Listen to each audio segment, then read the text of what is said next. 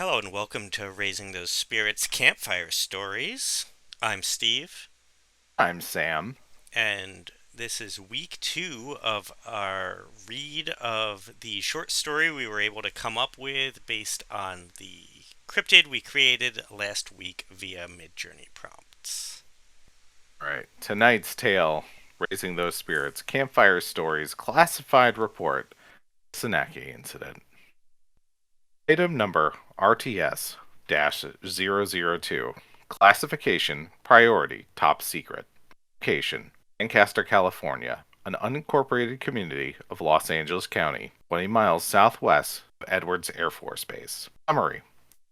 Account of the experiences of one Jameson Jimmy Stills during the Sananke incident on Thursday, August 1st, 1957, Lancaster, California. What follows is a transcription of the Sananke incident report.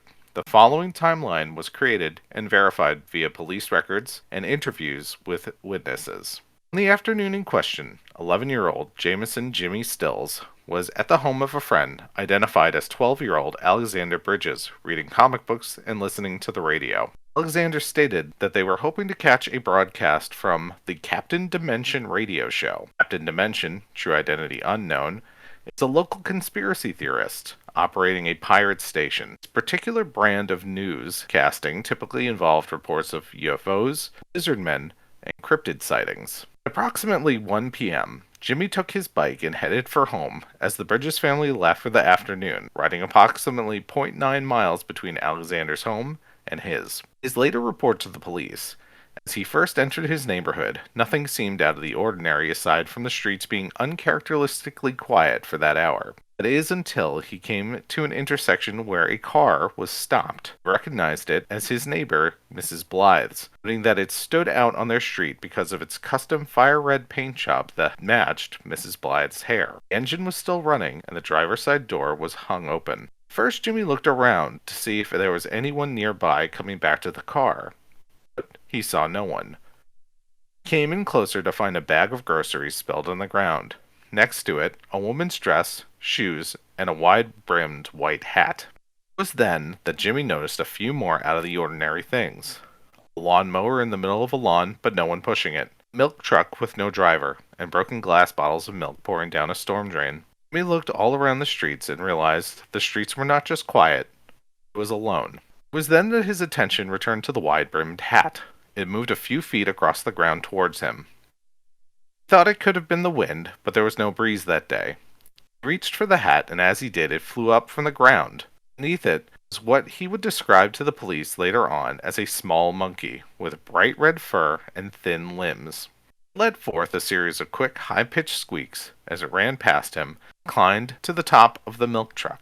Suddenly, dozens of these small monkey-like creatures, covered in varying brown, black, and sometimes gray fur, were running through the streets. They squeaked and squealed as they dodged in and out of the houses, under bushes, from under cars, and up into the trees. And just as suddenly, they stopped. Jimmy was left stunned as the street was still again, and the silent, other than the milk bottle rolling across the road. As it came to a rest, he heard another scream. Not the high-pitched squeak of the monkey creatures. Something bloodthirsty and dark that made the hair on Jimmy's neck stand straight up. Whatever made it was on top of the milk truck, looking right down on Jimmy. White fur, long body, vicious face of a weasel. Note: the description given by Jimmy matches the description of the creature known as the Sananke. It had one of the monkey creatures in its hand, a red-haired one that had been hiding under the hat. It looked scared, and Jimmy could tell that it was struggling to escape. Sananke kept a tight grip, keeping it from yelping. Sananke kept its eyes locked on Jimmy for several seconds before dropping the monkey creature, which escaped up a tree. Sananke ran towards him, on all fours. It ran sideways. Jimmy described it like a kitten new to its feet and learning to run. As it pounced for him, Jimmy dashed away and got back on his bike. He raced home, outpacing the alien. Arrived at his front door and could hear the Sananke howl in the distance, maybe 2 blocks behind him. Got inside and locked the door behind him. Jimmy pushed over a nearby chair to make a barricade. Jimmy could hear the radio on in his kitchen.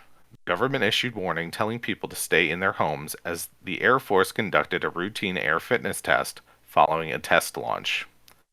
Note: our records show that the warning was issued at 2:20 p.m. that day and was pulled at 2:55, aiding in the assessment of the reconstructed timeline.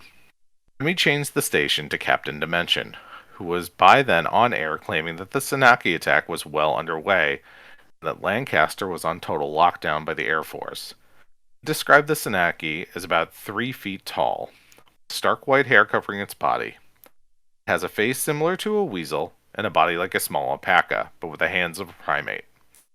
Captain Dimension claimed the alien was left on Earth by its species to cause havoc and disrupt government operations. It was giving reports that the Sananke's bite was turning people into the small creatures the Sananke then consume. It could be identified from a distance by its high-pitched scream. Note: FCC broadcast monitoring confirms a breakthrough transmission from a private radio station in the area at this time. In his account to the police, Jimmy noted the connection between Mrs. Blythe's red hair and the red-haired creature he found near her car, one that had escaped up a tree. He also then realized his mother should have been home, but wasn't. It was then that Jimmy heard a crash from the back room, and the scream of the Sananke was in the house. Jimmy rushed for the door that led to a small basement below the house. He planned to get through the basement to the bulkhead and get back to his bike to make a run for it. As he made his way through the basement towards the bulkhead, he shut the door behind himself just before the Sananke reached him. As he approached the bulkhead, he noticed movement from the corner of his eye. In the dark of the basement, he saw one of the monkey creatures hiding. He didn't want to startle it, so he opened the bulkhead door slowly. As the light came in for a moment, he noticed the monkey creature had light blonde hair, the same shade as his mother. As the light came in, the creature squeaked loudly, prompting the Sananke to force its way through the door. It skittered across the dirt floor of the basement towards Jimmy at the bulkhead, and Jimmy narrowly jumped out of the way. He slammed the bulkhead door down and locked the creature inside. Without a moment to waste, he ran to the open back door of the house and back into the kitchen. He closed and locked the basement door, and moved to the heavy chair in front of it. He could hear the Sananke running around, trying to get out, but it had been contained. Jimmy called the police department and recounted his story. They asked him to stay on the line as they sent an officer out to meet him. The officer who took the call said that as Jimmy finished recounting his story, he heard a blood-curdling scream, and Jimmy say, "Oh no," a second one. The line cut out as the officer heard Jimmy yell. The officer drove to Jimmy Still's house, did not find Jimmy. Our agents moved in to sterilize the area an hour later and recovered the Sananke from the Stills' basement. The second specimen remains at large. Addendum: Captain Dimension's identity, or how they had such accurate knowledge of the Sananke attack, remains unknown. Investigation into their identity is currently underway. End report.